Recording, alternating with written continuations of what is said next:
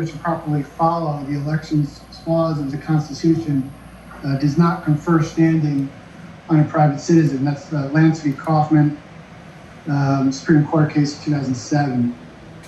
The Electors Clause, which shares similarity with the Elections Clause, has been interpreted in the same manner. And so I find the plaintiff lacks standing under either of those clauses. Equally, plaintiff lacks standing under his equal protection claim. Woods brings a disparate treatment theory, but there is no evidence in the record that the plaintiff has been treated differently than any other voter in the Georgia election. He is bringing a generalized grievance about the conduct of the government, which again, the Supreme Court has consistently held does not state an Article III case or controversy. With regard to the vote dilution theory that was raised today, that has been squarely rejected for purposes of imputing standing. To the extent a fraudulent vote dilutes valid votes, it impacts all of the voters, not a single voter, and no single voter is specifically disadvantaged. And so for that reason, the plaintiff lacks standing in that regard as well.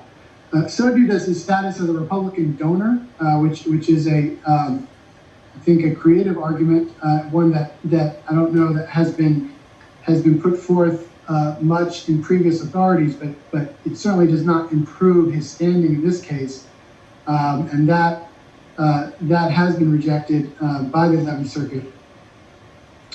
Again, because of it does not give this particular plaintiff, this particular voter, any individualized grievance under the 11th Circuit case in Jacobson of this year. The plaintiff also lacks standing for his due process claim relating to the hand recount or the audit, as we have referred to it. Again, this is a generalized grievance. Plaintiff did not allege that he was designated by any political party to serve as a monitor, nor that he represented any party in designating monitors. His grievance is based on his status as a voter and a donor, so he lacks any particularized injury sufficient to give him standing. And although third-party standing could be appropriate in some circumstances, the case law disfavors it, and the plaintiff has not shown and put on any evidence that the Georgia Republican Party or even the monitors themselves are seeking a vindication of their rights. And I do find it significant, as I noted earlier, that neither the Republican Party nor the Trump campaign or any other candidate has joined this lawsuit. That would have certainly changed the analysis when it comes to standing. What's before me is an individual donor, an individual voter, and under existing Supreme Court and 11th Circuit authorities, it is abundantly clear that he lacks standing to bring this case. Another procedural hurdle that was discussed and that I agree with as another basis for denying this motion, at least with respect to the plaintiff's challenge to the settlement agreement. And this does not apply to his challenge to the audit, but it does to the settlement agreement, which is the Latches argument. I didn't hear any justification for why the plaintiff delayed bringing this claim until 2 weeks after the general election and on the cusp of this election results, the election results being certified. The settlement agreement was entered over 8 months ago.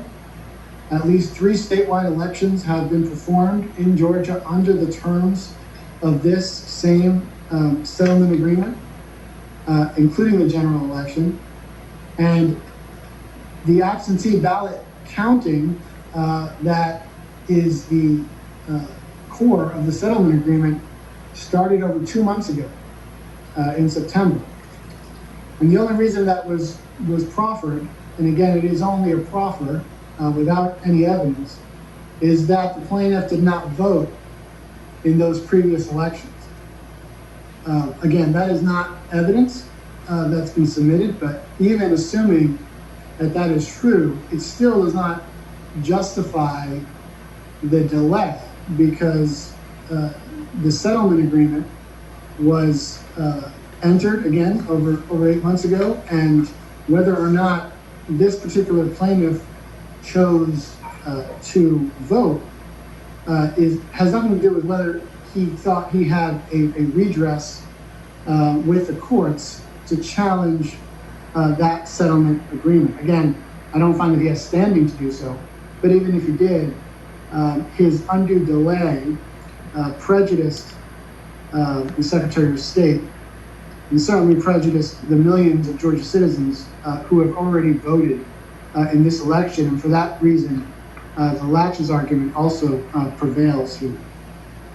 I also want to note the Supreme Court has been fairly explicit, even during this term, in cautioning that federal courts' last-minute interference with state election laws is ordinarily inappropriate, and that caution certainly applies to the remedies that the plaintiff is seeking here.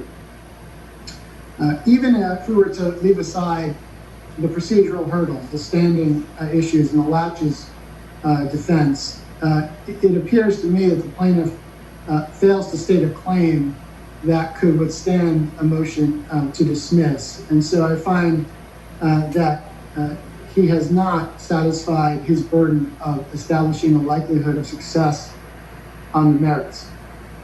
There's no doubt that the right to vote, even an individual's right to vote, is sacrosanct. And it is of the most fundamental significance under our Constitution. But just because the right to vote is fundamental does not mean that individual voters have the right to dictate the manner in which votes will be cast, accepted or rejected. The decision of how the right to vote will be implemented is a power that is retained by the states, and it's not for the courts to meddle with that process unless the regulations that are imposed by the state rise to the level of a constitutional deprivation of the right to vote. The plaintiff here is claiming a violation of his constitutional rights, but again, as an individual voter, plaintiff can only make a case for that constitutional violation if he can demonstrate that the state classified voters in disparate ways or placed undue restrictions on his right to vote, and neither has been shown here. First, as to count one, the Equal Protection Clause relating to the settlement agreement, plaintiff has not demonstrated how he has been treated differently than other voters. He is not an absentee voter, as Mr. Smith acknowledged. He does not explain how the procedures in the settlement agreement treated him differently than any other similarly situated voter. Nor does he show how the settlement agreement placed any undue restrictions on his individualized right to vote. With regard to count two, the Equal Protection Clause, the Elections and Electors Clause violations, again, leaving aside the standing issues with an individual voter seeking to bring claims under those clauses, the settlement plaintiff's allegations is that the settlement agreement contravenes state law and was entered without authority because only the legislature could enact those procedures. I don't see merit to that argument, frankly. I find, based on the record before me, that the settlement agreement was consistent with state law and granted the Secretary of State his authority to issue implementing rules and regulations that are consistent with state law. But even if that hurdle could be overcome, it still does not rise to the level of a constitutional violation for this particular plaintiff, because it does not impose any disparate treatment as to him or impose any undue burden on his constitutional right to vote. If anything, it achieves consistency, or at least seeks to achieve consistency among all county election officials in the state to follow the same exact procedure when it comes to accepting or rejecting absentee ballots. And by doing that, it actually furthers plaintiff's stated goals, as he indicated that they were in his complaint, in his motion, and in this argument today, which is of achieving free, fair, and transparent public elections. Certainly we heard some evidence today of some isolated issues and problems that may have occurred at the county level.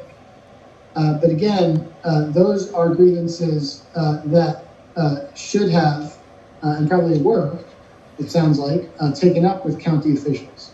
And if that did not satisfy the concerns, certainly that could have been sought and redressed with a lawsuit against those county officials.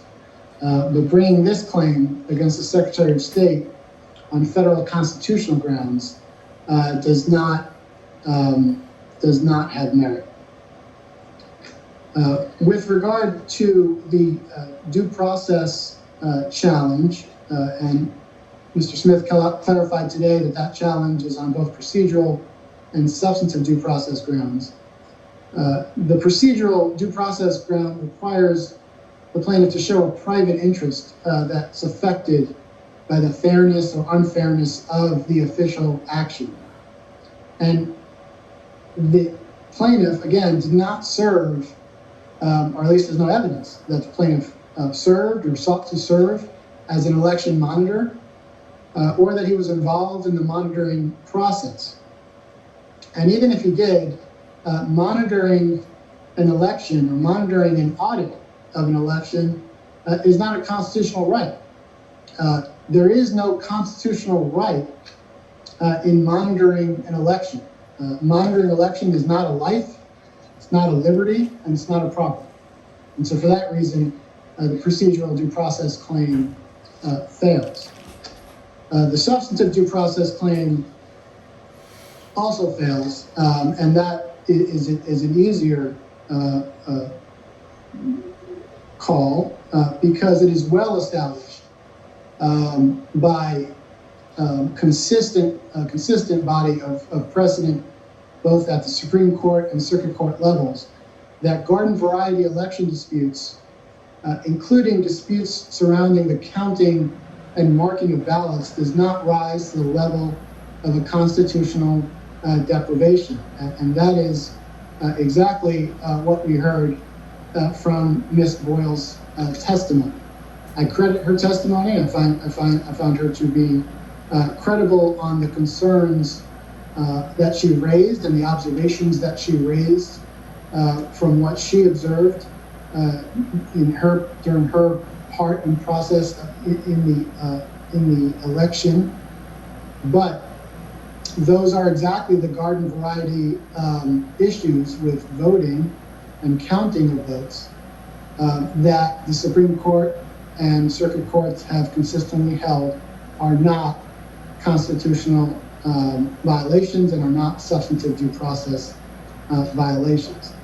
The plaintiff provides no authority for the proposition that conduct and that type of conduct rises to the level of a constitutional violation. With regard to the likelihood of irreparable harm, again, that countenances against the plaintiff here again. There is no evidence that this plaintiff, this particular voter, this particular donor will suffer any harm, much less irreparable harm, by denying this motion. The fact that the candidate or candidates that this plaintiff voted for, or whose campaigns he donated to, did not prevail in the election, does not meet the legal standard of harm, much less irreparable harm. Again, the plaintiff's grievances are generalized and are of a third-party nature, the plaintiff here has suffered no unique harm. And finally, with regard to the balancing of equities and the public interest, again, both of those factors warrant denying plaintiff's motion. The relief that the plaintiff is seeking here is quite striking, as we have observed today. It would require halting the certification of results in a state election in which millions of people have voted. It would interfere with an election after it has already begun, which is a significant hardship that certainly outweighs any threatened injury to this particular plaintiff, which again, I find that he has not suffered any legal injury. And it harms the public interest in countless ways, particularly the environment in which this election occurred, and the need by our state, our district, and our community to have certainty in the results of the election. To halt the certification at literally the 11th hour would breed confusion and potential disenfranchisement that I find has no basis in fact or in law. And so for all of those reasons, the plaintiff's motion is denied.